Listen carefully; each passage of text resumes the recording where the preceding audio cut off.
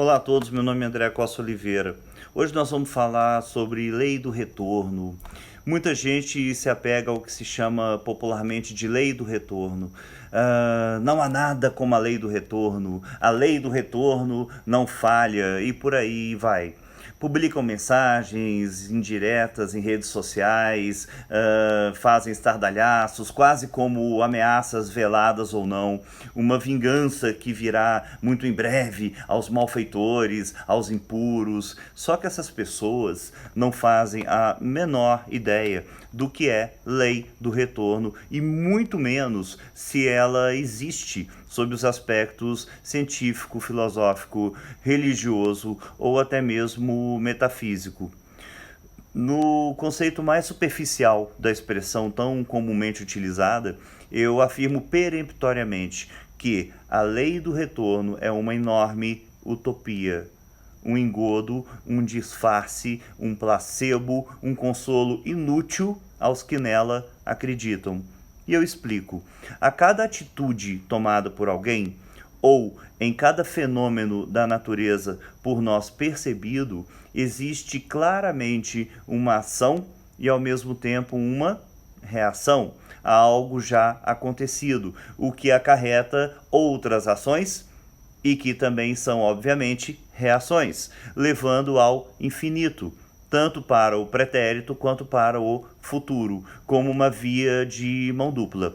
Aliás, o próprio conceito de infinito é um conceito que pertence à lógica e não pode ser considerado um número propriamente dito. Até mesmo porque um infinito, ao ser multiplicado por um infinito, leva a uma resposta, obviamente, infinita. Isso nos remonta ao conceito kantiano do que seja tempo, é fundamental para esse entendimento. E o que seria tempo? Tempo, segundo Kant, em Crítica da Razão Pura, nada mais é do que a forma da nossa intuição interna. Se a condição particular da nossa sensibilidade lhe for suprimida, desaparece também o conceito de tempo, que não adere aos próprios objetos, mas apenas ao sujeito que os intui. Em outras palavras, o tempo é uma condição a priori de todos os fenômenos em geral. É o que seria então... Bom, é o que seria o fenômeno. E o que seria o fenômeno?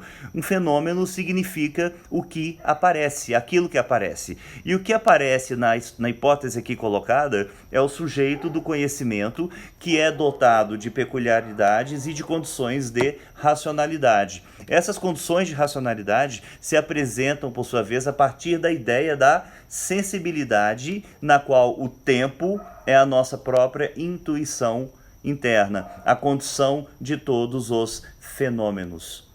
E é exatamente por causa disso que o próprio Kant utiliza o termo a priori quando se refere ao tempo, ou seja, a sua intuição antes e fora da experiência.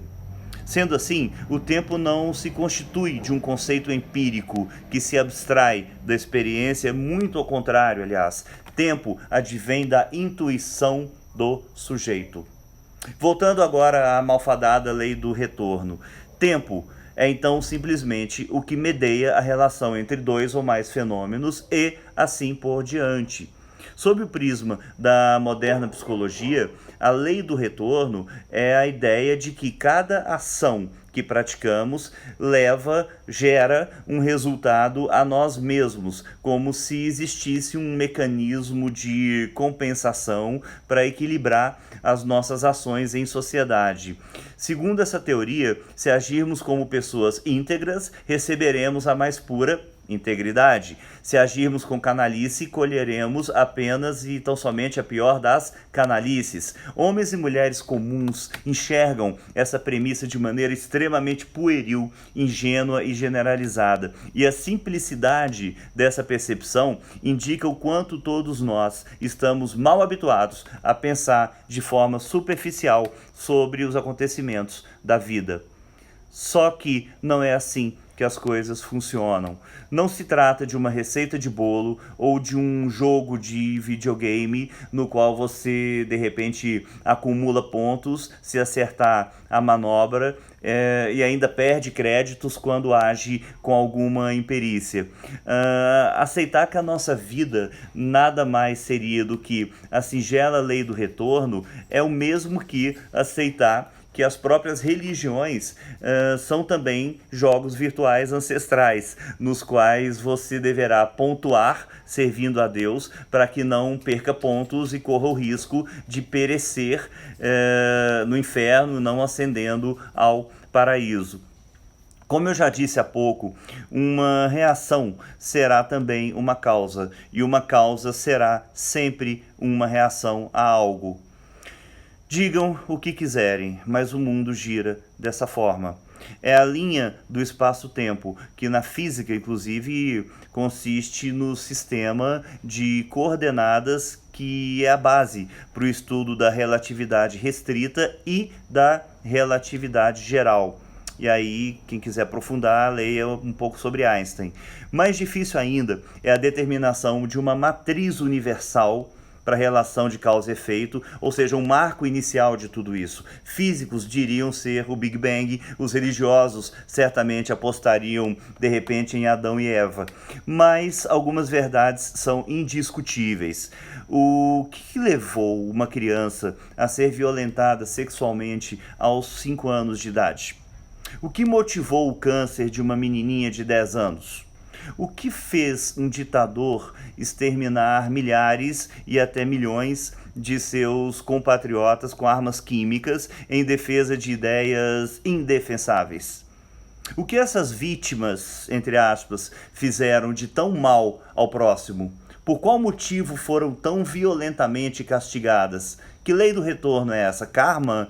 Pecados cometidos em vidas passadas? Me desculpem, isso não é lei do retorno. Isso sim é um abuso e um desrespeito às memórias dos inocentes. As pessoas que cultivam pensamentos mesquinhos, reativos, vingativos, que desejam o pior aos outros e que acham bom quando alguém de seus desafetos enfrenta alguma dificuldade ou algum sofrimento, são pessoas que com absoluta certeza sofrerão também as consequências da mediocridade. Aliás, já estão sofrendo dia e noite, uma vez que esperar e desejar o mal de alguém, o mal a alguém, lhe transforma de certa maneira um escravo desse mesmo alguém. São sentimentos venenosos aos corpos e aos espíritos e que tendem a estagnar as vidas pequenas dessa gente toda. Ainda sobre isso, há algumas dicas úteis sobre o assunto. Nós sabemos que a frase gentileza traz gentileza não é propriamente uma verdade. Nós também sabemos que se praticarmos exclusivamente o bem, não vamos receber de volta exclusivamente o bem. Muito embora a gente deva jamais deixar de praticar o bem, de tratar com gentileza o próximo, independentemente de quem seja, mesmo aqueles que não conhecemos ou até aqueles mesmos que nos achincalham. Entretanto, saiba que, se você estudar mais, o conhecimento chegará a tempo e modo. Se você desenvolver o hábito de leitura, com certeza tenderá a escrever, a argumentar e a falar melhor. Se você refletir atentamente sobre a tomada de decisões, provavelmente tomará decisões com mais sabedoria. Platão aborda isso. Se você cuidar de sua saúde, poderá viver melhor e com mais qualidade. Isso passa, inclusive, pelos conceitos de temperança, resiliência, perseverança e até mesmo de autoconhecimento. Essa é a verdadeira lei do retorno. Nenhuma situação, seja ela boa ou ruim, durará eternamente, nem a sua, nem a de ninguém. Assim como acontecem coisas boas e coisas ruins com todos os seres humanos sobre a face do planeta, todos os dias, todas as horas. E para isso, dê o nome que você quiser. Inclusive chame de lei do retorno, se assim o desejar, demonstrando que a sua visão de mundo é talvez um pouco rasteira, um pouco superficial e que você carece de bons sentimentos. Abraço a todos.